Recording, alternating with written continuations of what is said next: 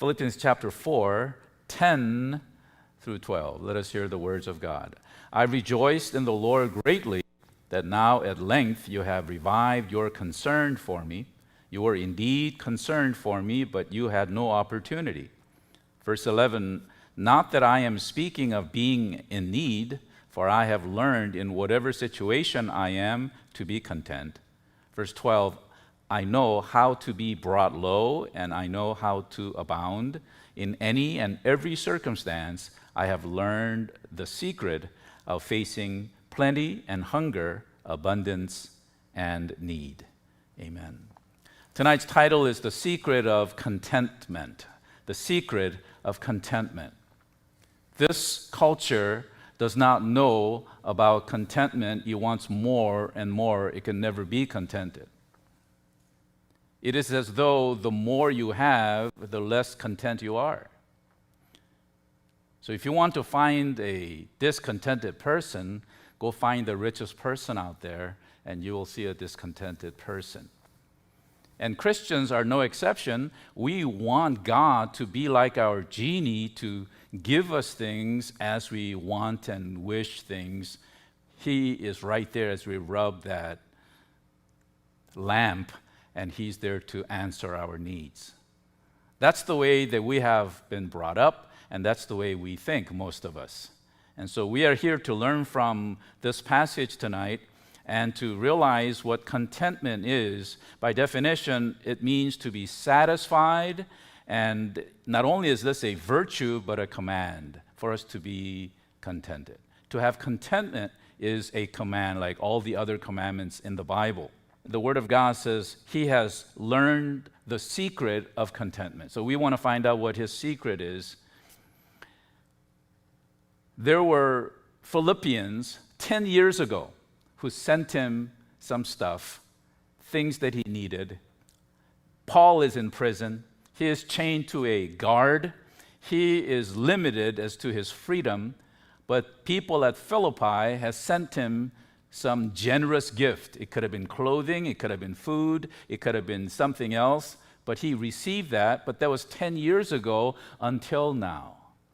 And so for the last 10 years, how Paul has survived, even with the limited resources that he had, but he is telling us here, as we read in verse 10 again, I rejoiced in the Lord greatly that now at length you have revived your concern for me. You were indeed concerned for me, but you had no opportunity. He's saying, I don't have any grudges against you. I know you did not have the opportunity. The word opportunity does not mean time frame. It means you did not have an opportunity. In other words, God did not allow you to come to me. God did not allow that for it to happen. And so he's saying, I'm content. Philippians, having heard about his needs, sent gifts. And yet Paul, even though this gift came 10 years later, he was content. And that word content means to be self-sufficient, satisfied, or to have enough. Have enough, be satisfied, and to be self-sufficient. This indicates certain independence. Certain independence, lack of necessity for help. It is self-support. How can one say, who is in prison, locked and chained, say that he has no need, that he is self-sufficient?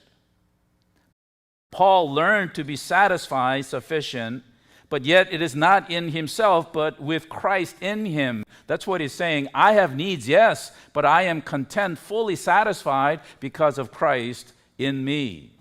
The Greeks, however, they thought that the virtue was reached when you had come into the point of total indifference. So let's say you break a dish, it really doesn't matter. They were indifferent.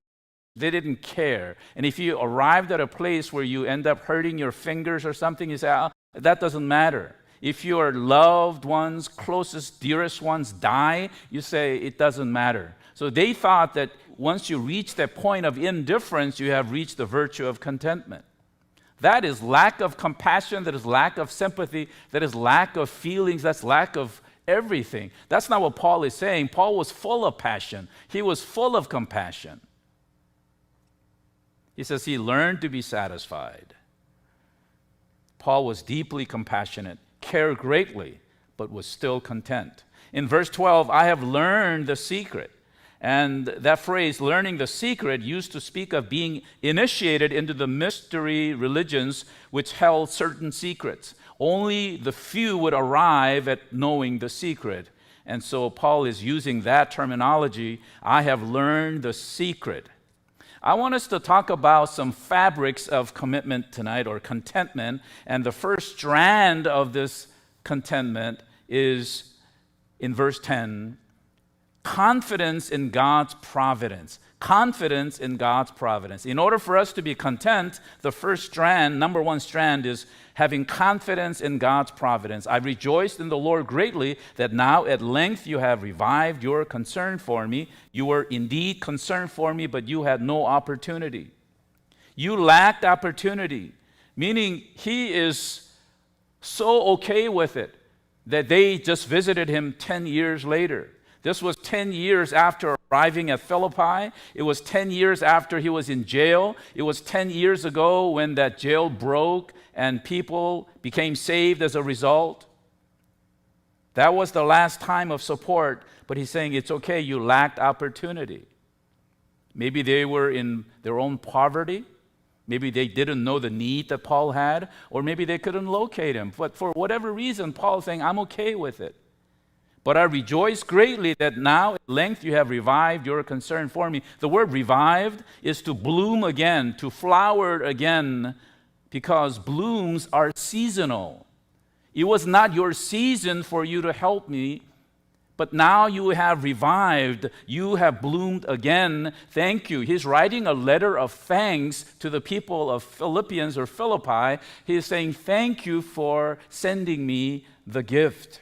I don't need it because I'm content. I am content. I am well fed. I am content in whatever means, he says. You were concerned for me, but you just didn't have the opportunity. The Apostle Paul had a patient confidence in God's sovereign providence. He knew that it was all in God's hands at the proper opportunity for their needs to be met. He knew that the times and the seasons and opportunities of life were controlled by God. If God would allow it, he would have had these people come to him. If God wouldn't allow them, obviously they wouldn't come. He was content either way. Brothers and sisters, you never will be content until you learn to trust in the providence of God, having confidence in him. Otherwise, you'll be frustrated because you'll be trying to control everything in your life. Discontentment comes when you want to control all things, and usually a direct result of a failure to understand that everything is already under control by someone better than you. You cannot solve your problems. God is there already, the one who knows better than you, the one who has all things more so than you have, and he is already working in your life. It is that lack of belief and trust in that sovereign God. That's where discontentment comes. The word providence is connected to the term provide, to provide. And it also has the word to foresee. Providence, it's like video. It's looking at a video, seeing ahead of time. So God is looking ahead to provide, foreseeing our needs and providing. He orchestrates everything to accomplish his purpose. That's what providence means, and Paul had that confidence in him. There are two ways that God can act in this world. One is by miracle, and the other one is by providence. Miracle is God stepping into time, and when things of life are flowing, he intervenes in history. God intervening, and there is no natural explanation of it. He invades our natural flow of life. That's called miracle. He stops certain things and then puts back. It's like stopping the time of the earth clock, and once the miracle takes place, he pushes that clock button again and things go back to normal. That's what a miracle is. Raising someone from the dead, parting the Red Sea. It stops the natural course of things. He, the supernatural, steps into the natural and stops the natural flow of life. That's miracle. But providence, on the other hand, is taking all of the elements in life. There are, 7 billion plus people in the world? And how many circumstances are we under? But let's just suppose that we just have one circumstance per person. There would be still 7 billion elements that God has to work through. That is providence. Which is harder? Miracle is like saying, let me step into time and just stop that for a moment, pause that for a moment, and I'll do what I do because I want that or this to happen. That is not as hard as orchestrating every element possible without performing a miracle, still accomplishing His will. That is called providence. And Paul had trust in the providence of God. God is not sovereign by supernatural invention, but by natural orchestration. He is a sovereign God. He's a providence God because He can do things without performing miracles. It just blows my mind how He can just orchestrate everything. I can't even orchestrate my day, just one day with one other person. He has to deal with billions of people, simultaneous prayer requests. He can still accomplish His will. He is never frustrated, and neither is Paul. He says, if God didn't make it happen, it didn't happen. Just go and read the story of Joseph, how God portrays His providence in that story of Joseph. How He orchestrated great providential orchestration to effect His own purpose. Read the story of Esther or Ruth, evidences of God's providence. This is where contentment starts. You will never know contentment until you believe a sovereign God is ordering all things for your good and for His glory. You work as hard as you can and be content that God is in control of the results. That's where contentment comes. You do what you can, do the best you can, work at it, do the best you can, but ultimately the result is up to God. So you just sleep well at night. That's having contentment. That was strand number 1, confidence in God's providence. Strand number 2 is, in verse 11, satisfaction with little. Not that I am speaking of being in need, for I have learned in whatever situation I am to be content. Not that I am speaking of being in need, for I have learned in whatever situation I am to be content. This is kind of a small disclaimer to what he said in verse 10. I rejoiced in the Lord. Yes, I am happy that you are sending me the gift, but the disclaimer is in verse 11. Not that I am speaking of being in need. It's not that I am in need. I have learned in whatever situation I am to be content. It is to be satisfied with little. We live in a culture that is not content, as I said. Where does this kind of thinking come from in America? We're not content. We want more and more. Where does this kind of thinking come in this country? I believe it comes from humanistic thinking, humanism, where it says there is no God, and since there is no God, we are the ultimate, therefore all of our existence is to satisfy ourselves. There is no God, there is no higher being outside of us. We are the highest being. We are the highest order, therefore our needs must be met. The culture is defining our needs. We don't have any needs that aren't met. Paul is saying, I don't have any needs that aren't met. Maybe they aren't met as fully as I would want, but nevertheless, my needs are met. And this is what it says in 1 Corinthians chapter 9, verse 13. Let us look at that. 1 Corinthians 9, 13 to 18. Do you not know that those who are employed in the temple service get their food from the temple? And those who serve at the altar share in the sacrificial offerings? In the same way, the Lord commanded that those who proclaim the gospel should get their living by the gospel. But I have made no use of any of these rights, nor am I writing these things to secure any such provision, for I would rather die than have anyone deprive me of my ground for boasting. For if I preach the gospel, that gives me no ground for boasting, for necessity is laid upon me. Woe to me if I do not preach the gospel. For if I do this of my own will, I have a reward. But if not of my own will, I am still entrusted with a stewardship. What then is my reward? That in my preaching I may present the gospel free of charge, so as not to make full use of my right in the gospel. Some of this is a little bit hard to understand in the ESV. I was trying to find the simpler translation, but basically this means he's saying as the priests, they serve in the temple and are fed from the temple. In other words, they get compensated for their service. I too and all the other preachers have every right to be compensated, but I for one will work with my hands. But yet I am called to preach. Woe is me if I do not preach. I have to preach the gospel. That is my boasting. If somebody would reward me for what I'm doing, then I would lose that boasting.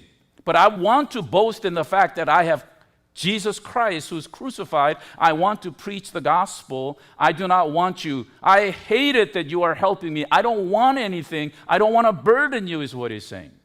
So he worked with his hands. He was a bivocational. He was a tent maker. He worked. And even though people, yes, did give him some things financially, he said he would be robbing of people if he were to take things from them.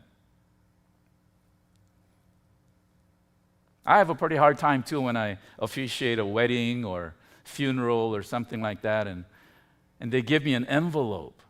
It doesn't matter how much. I feel like awkward. I am a servant of God. I'm already being compensated, and these so-called are extra hourly work that I prepare, but nevertheless, I am a full-time pastor, minister of God. And so sometimes I return those envelopes. Sometimes I do keep them in good conscience. But Paul was absolutely dogmatic about receiving gifts from what he was doing. Another place similar is 1 Thessalonians 2:9. 1 Thessalonians 2:9, Paul says, "For you remember, brothers, our labor and toil, we worked night and day, that we might not be a burden to any of you while we proclaim to you the gospel of God." Nobody at this church, but some pastors feel that they should be elevated financially, that they should be living in a more prominent, more beautiful, larger place of living, faster cars, that they deserve something better because they belong to God and that they're God's servants. I, for one, disagree with that.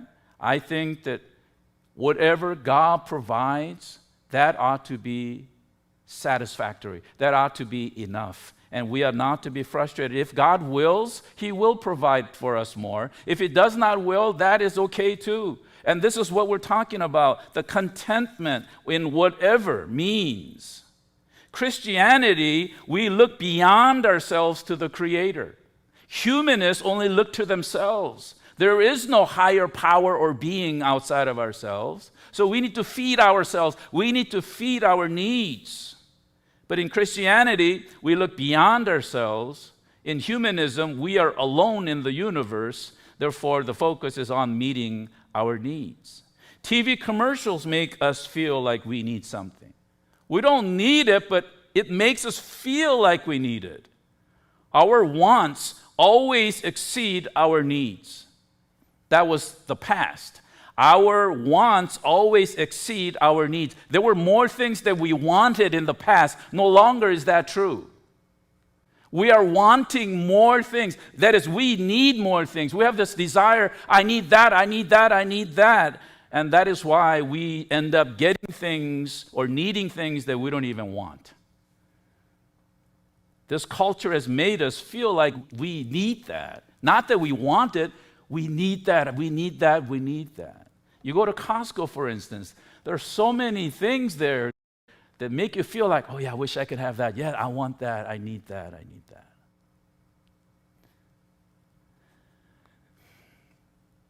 So many of us want to be richer, get a bigger house, better cars. The third strand, independence from circumstances. Look at verse 11. For I have learned how to be content with whatever I have. And in verse 12, I know how to be brought low, and I know how to abound. In any and every circumstance, I have learned the secret of facing plenty and hunger, abundance and need. The thing that steals our contentment are bad circumstances, right? If our circumstances are bad, we're not content. We're not happy. We're not satisfied. Romans 8:18 says this, what we suffer now is nothing compared to the glory he will reveal to us later. So suffer a little bit now, have a little bit now, be in need a little bit now, but be content.